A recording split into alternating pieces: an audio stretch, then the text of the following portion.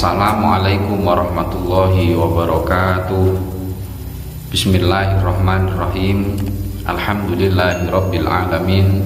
Wabihi nasta'in wa ala umurid dunya waddin. Wassalatu wassalamu ala asrafil anbiya'i wal mursalin sayyidina wa maulana Muhammadin wa ala alihi wa ashabihi ajma'in, amma ba'd. Bapak Ibu kaum muslimin muslimat rahimakumullah, anak-anakku siswa-siswi SD Islam Al-Azhar 25 Semarang yang Pak Jafar banggakan.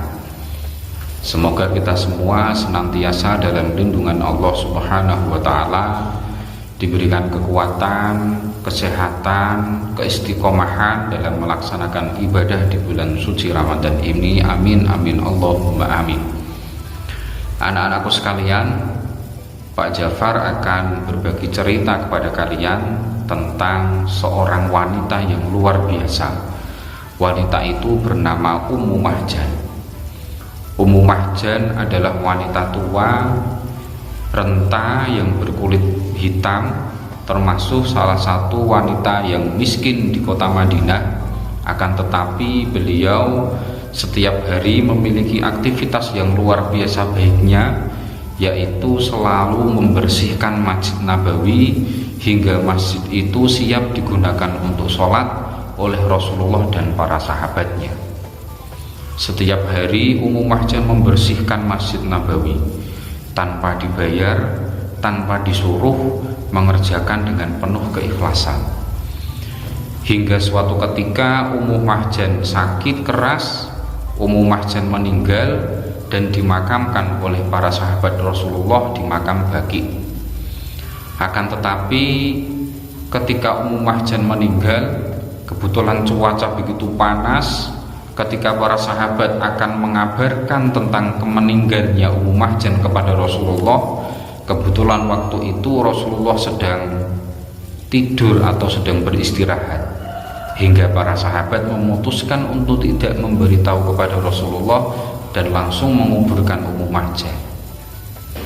Setelah itu sore harinya Rasulullah Muhammad SAW sedang melakukan aktivitas seperti biasa, yaitu menziarahi sahabat-sahabat yang telah meninggal di makam Baqi. Ketika Rasulullah mendapati ada makam yang baru, Rasulullah kaget. Rasulullah lantas bertanya kepada para sahabatnya, "Wahai para sahabatku, makam siapakah ini? Saya tidak pernah melihat makam ini." Para sahabat pun berkata, "Ini adalah makam Ummu Mahjan, wahai Rasulullah." Setelah mendengar jawaban dari para sahabat tadi, Rasulullah menangis, Rasulullah bersedih.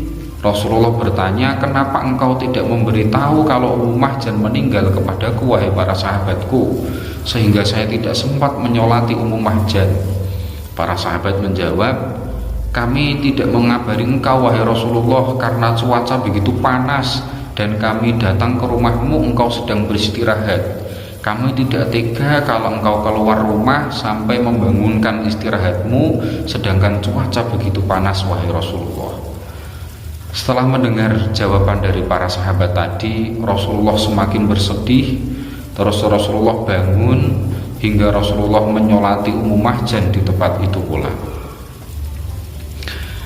Anak-anakku sekalian, setelah Rasulullah menyolati Ummu Mahjan, Rasulullah berkomunikasi kepada Ummu Mahjan, bertanya kepada Ummu Mahjan walaupun Ummu Mahjan sudah meninggal. Rasulullah bertanya, "Wahai Ummu Mahjan, setelah engkau meninggal, tolong ceritakan kepadaku amal ibadah apa yang mampu menolongmu di hari kiamat kelak setelah engkau meninggal ini." Setelah terjadi komunikasi, Rasulullah memberikan kabar cerita kepada para sahabatnya bahwa Ummu Mahjan menjawab pertanyaan Rasulullah dengan, "Wahai Rasulullah, aku tidak mendapati amal yang paling baik di hadapan Allah Subhanahu wa Ta'ala kecuali aku membersihkan masjid setiap harinya, kecuali aku membersihkan masjid setiap harinya." Setelah mendengar itu, Rasulullah berkata kepada Ummu Mahjan, "Wahai Ummu Mahjan, aku melihat bahwa sekarang ini Allah telah membangunkan rumah yang begitu mewah dan indah bagimu di surga. dan aku melihat engkau akan menduduki rumah itu. Ma'asyiral muslimin rahimakumullah. Sedikit cerita tersebut memberikan sebuah pesan kepada kita bahwa mungkin bagi kita membersihkan sesuatu, menyapu, mengambil sampah adalah pekerjaan yang sepele. Ternyata tidak di hadapan Rasulullah, apalagi di hadapan Allah Subhanahu wa Ta'ala. Kalau kita mau melakukan itu dengan keikhlasan sepenuh hati, kita membersihkan dengan penuh keikhlasan, membersihkan rumah kita, membersihkan kamar kita, merapikan semuanya sehingga enak dilihat, maka sejogjianya, maka sebenarnya itu adalah suatu hal yang penuh nilai dan penuh manfaatnya bagi kita di dunia maupun di akhirat kelak.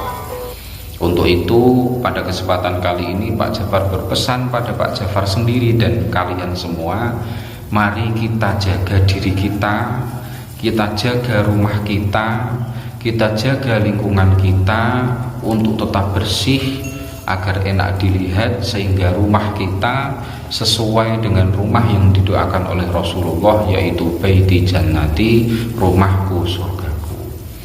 Demikian yang bisa Pak Jafar sampaikan, semoga bermanfaat. Mohon maaf bila ada kekurangan. Yang terakhir kalinya Pak Jafar sudah selesai tugasnya menemani belajar kalian di kelas 4. Sekali lagi mohon maaf bila ada kesalahan, semoga ada manfaatnya. Billahi taufiq wal hidayah. Wassalamualaikum warahmatullahi wabarakatuh.